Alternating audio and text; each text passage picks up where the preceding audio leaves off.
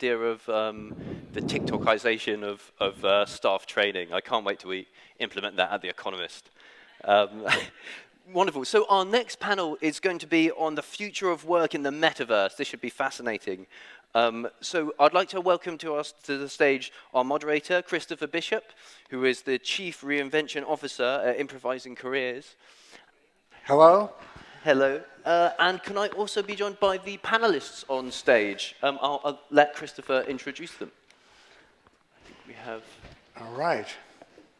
Hello, everybody. How's everybody doing this morning? Having a good time so far? This is going to be an amazing day, right? Just the people that are lined up to speak and share their perspective is really exciting. So I'm Christopher Bishop. I'm a former IBMer, TEDx speaker, Chief Reinvention Officer at a unique consulting firm focused on the future of work. And I'm delighted to be joined by Courtney Harding, who's the founder and chief executive of Friends with Holograms, and Alex Swartzel. She's the director of Acceleration Jobs for Future Labs.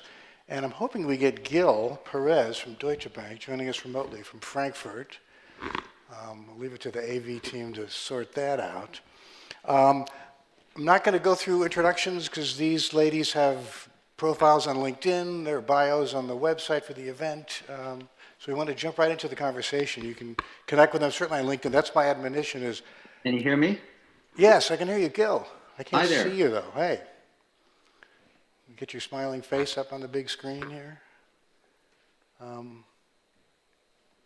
Okay, well, opening remarks.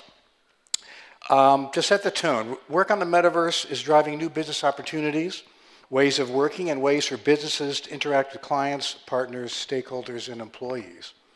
With so much potential, how do businesses take advantage of this new paradigm when planning for the future of work in the metaverse? We're going to get some great insight from the expert panel. Want to echo what Guy said, put questions in Slido. Hopefully we'll have some time at the end for Q&A. If not, track down the speakers on the networking breaks and bend their ear.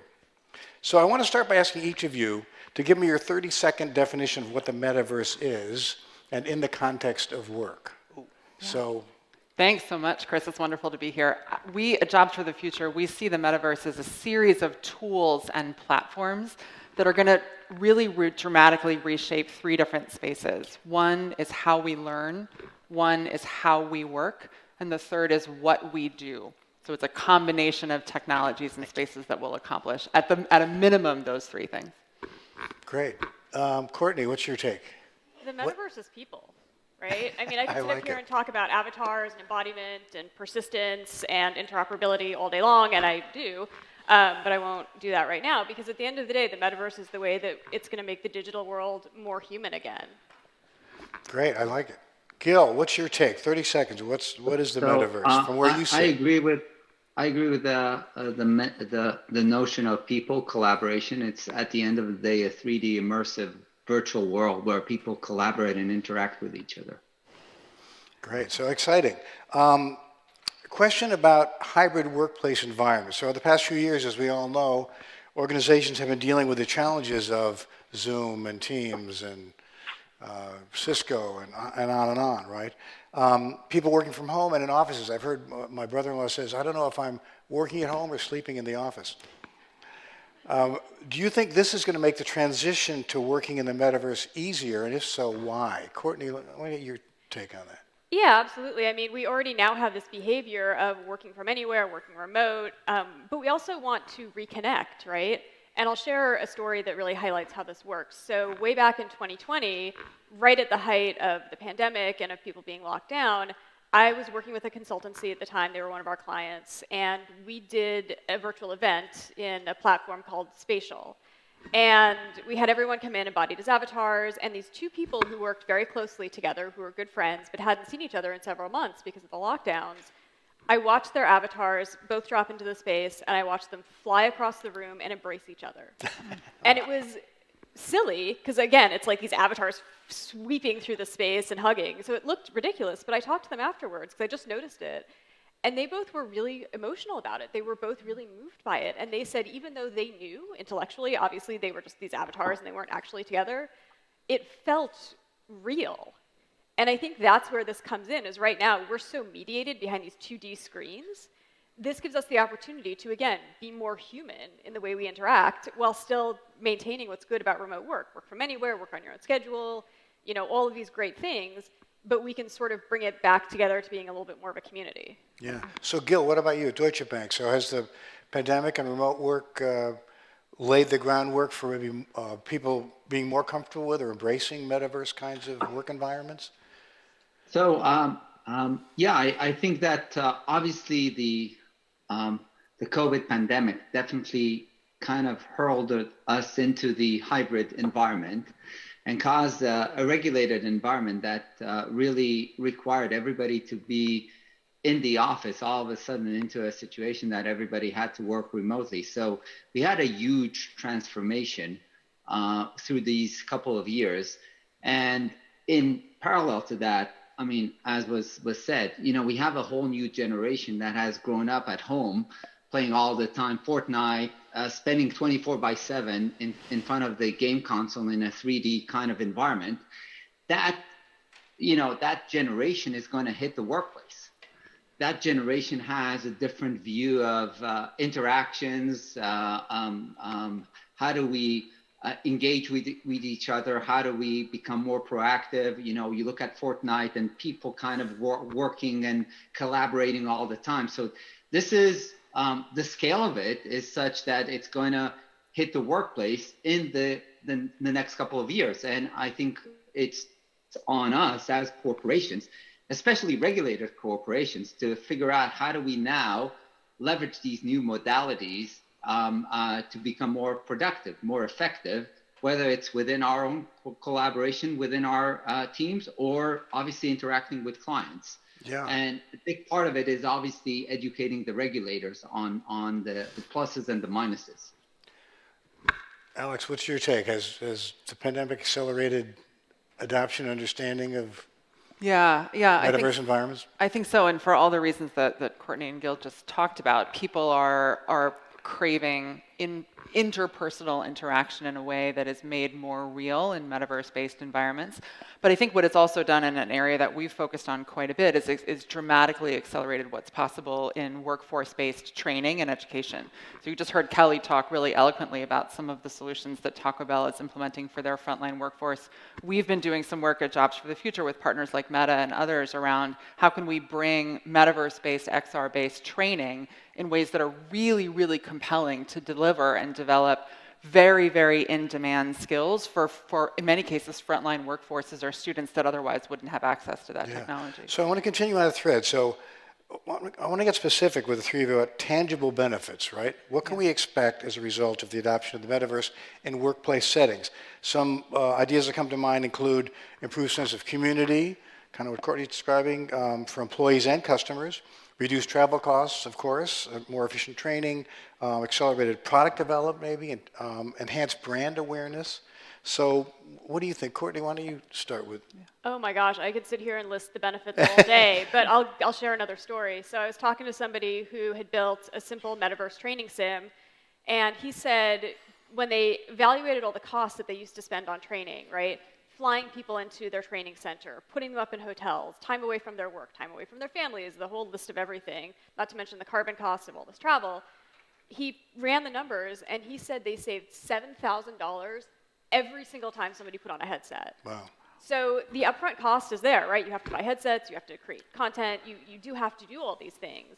But the cost curve gets very smart very quickly because then you're saving all of this money and you see these incredible results. We worked on a piece that resulted in a 31% decrease in employee turnover within 6 months of the piece going into the training circulation. Like, these are really huge numbers, and I don't think people have a really good understanding of just how transformative this actually is. People tend to get caught up in like, oh, well, we have to buy headsets, we have to, you know, build the training. Yeah, absolutely, you do. But when you start running the numbers longer term, what you discover is the cost savings are really incredible, and that's going to be really transformative. Yeah. So Gil, what about at Deutsche Bank? So tangible benefits. I mean, you're obviously a highly regulated industry and people looking to have you generate attributable revenue and increased brand awareness. So how might you be seeing tangible benefits from moving work into the metaverse? Yeah, I'll highlight two use cases that we're focusing on. One is developer and productivity. So we've obviously have all kinds of hackathons, and we've seen an interesting usage of the metaverse and collaboration tools, especially in hackathons, both as a delivery vehicles for solutions as well as teams collaborating through a 24-hour hackathon and working around the clock. And I think that there is this immersive experience of additional collaboration tools and modalities definitely impacts that. So that is one area that we're in the process of understanding and trying to quantify. The second one is around HR. So we've kind of there's still a whole issue around confidentiality of data privacy on the metaverse, and how do you deal with all of that? But so what we try to do is to experiment with the metaverse in areas that don't have to necessarily include that. One area is obviously HR. There's a lot of HR-related self-service capabilities that we now, have internally. That we direct people to, a website. We are transforming it into a metaverse, so in a completely different modality of interactions. And the flip side of it, considering to expose it to the outside world, so people who want to understand what's happening within, how is the life of a day in the life of a DB employee would be, they'll have this new modality of interacting and experiencing. And last but not least, we're also very selectively, looking at some platforms, specifically Decentraland, where we launch, and other platforms where we're looking at to, experiment in addition to the internal usage. So we have multiple things that we're doing internally, as well as some experimentations externally. That's great. That's very exciting. I want to shift gears and talk about the killer app, right? So with any emerging technology, there's always a question of what's the killer app? So people would contend that VisiCalc was what drove adoption of the personal computer, right? What's the killer app going to be sort of in the metaverse? And the context is Microsoft recently announced a partnership with Meta to make Microsoft 365 apps available on Quest devices. So given that we all use these kinds of productivity tools every day, all day, right? How do you think making them available in a VR, metaverse environment is going to accelerate adoption of the metaverse? Alex, why don't you go? That's a good question. I mean, I think I would think about this less through the lens of specific apps and more through the lens of the kind of experiences and the kind of work that increasingly needs to happen today. And so, obviously we see that through the lens of developing people, developing training. I know a lot of folks in the room see it that way. But especially as we think about the possibilities for the fluidly moving back and forth between a metaverse-based environment and the real world, which in many ways the one can prepare you for the other. This idea of how can we practice in the metaverse maybe a skill that's especially dangerous or especially complicated, high risk, whether that's an interpersonal interaction or you're a technician in a nuclear power plant. It's hard to walk in there every day, right? And how can we fluidly move back and forth between those kinds of settings to be able to both first practice and then do, and then practice and then do? And I think with the rise of AI and other forms of technology that are creating these kinds of human and machine partnerships that allow each to do more than they could do alone, I'd see the metaverse as one opportunity. And the more that we can look for ways to use it to accomplish the kind of work that we need to accomplish, and we've seen this in our own work directly, when you put this technology into people's hands, they will come up with incredible things to do with it. Yeah. Courtney, what's your take on that? Yeah, I think very similarly, it's about education and training. And also about community. So in the context of sort of HR and workplace, it's going to be a lot about how do you train people on skills and how do you train people also to collaborate. And then in the broader environment, it will be about community, right? It'll be spaces where people hang out, spend time, game with their friends, all of these different things. And then also about education. So this is something that's a little outside the scope of this, but the use cases for education in the metaverse are vast, and we're just now getting data back showing that students' grades go up on average by like 1.5 points. So students' grades go from like a C to an A- when they learn in the metaverse versus in other environments. So I definitely think there's a lot of opportunity there as well. Wow, great. I want to talk about a point Gil, you had mentioned, it seems like events like Travis Scott's concert in Fortnite and the Metaverse Fashion Week in Decentraland have demonstrated the emergence of what might be called the 3D UX native generation. I think of, the talk of digital natives and digital immigrants back in the day, early social media adoption, if you will. Do you think that Gen Z and Gen Alpha are going to be leading the charge to adopting the metaverse in the workplace? And if so, how do we then engage boomers and Gen Xers, like reverse mentoring maybe? Or again, they're comfortable with gaming. We used to say they don't know it's supposed to be hard. Yeah, I definitely think that they will, lead the charge and will push, everybody, including, as developers themselves and as creators, they will create content. So a big part of this metaverse is also, the creator environment and industry. So I think they'll definitely push all of us. I do think that there is a very important thing to keep in mind, which is which was highlighted, really the transition between the real world and the metaverse, and the how do we deal with that? I think that's a really interesting challenge of a lot of brands to create that connection from their physical stores, from offices, from branches into the metaverse and back and forth. We're seeing all kinds of experimentations around toys, around all kinds of things around that. And how do you create a consistent or maybe not consistent experience? Depends how, I'm not saying, but existing, companies will need to tackle this.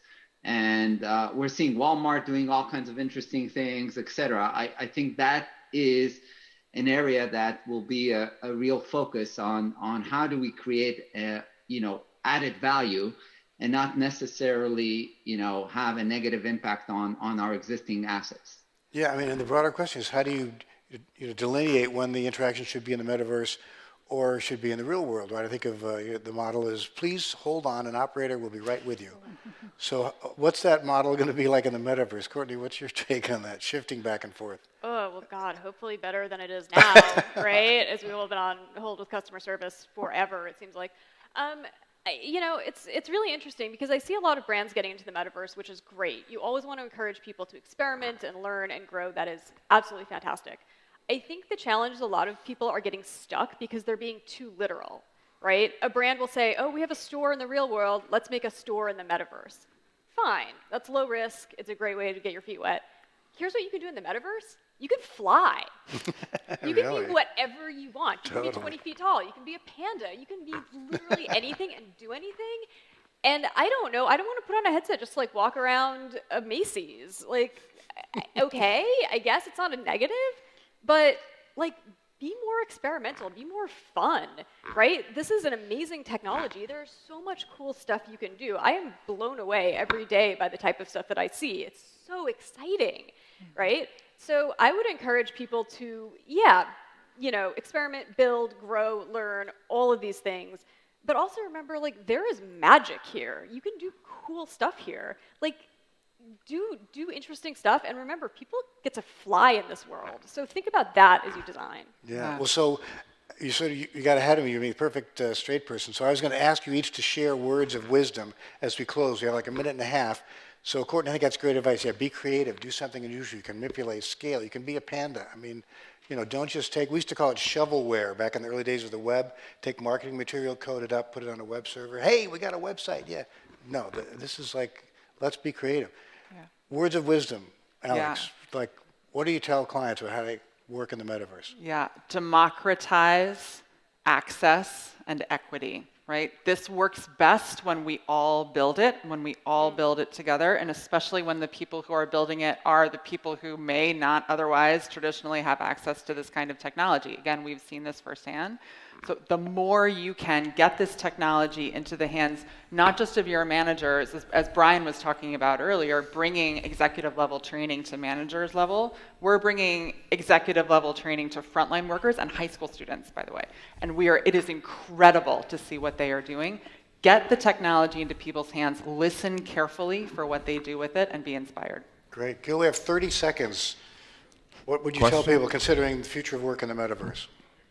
So from my perspective, it's two things. First, experiment. We're still at the phase of, this is going through a lot of volatility. And I think we just need to experiment with flying, with pandas, with everything, and to see what works. And the other thing is we need to ensure that this environment is safe.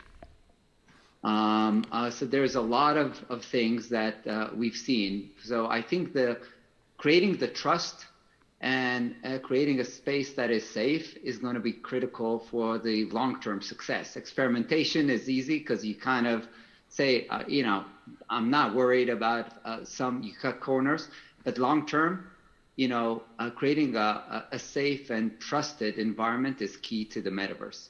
Great. Well, thank you, Gil. Thank you, Alex. Thank you, Courtney. Thanks, everybody, for listening, and let's stay connected. Thank you. Thank you.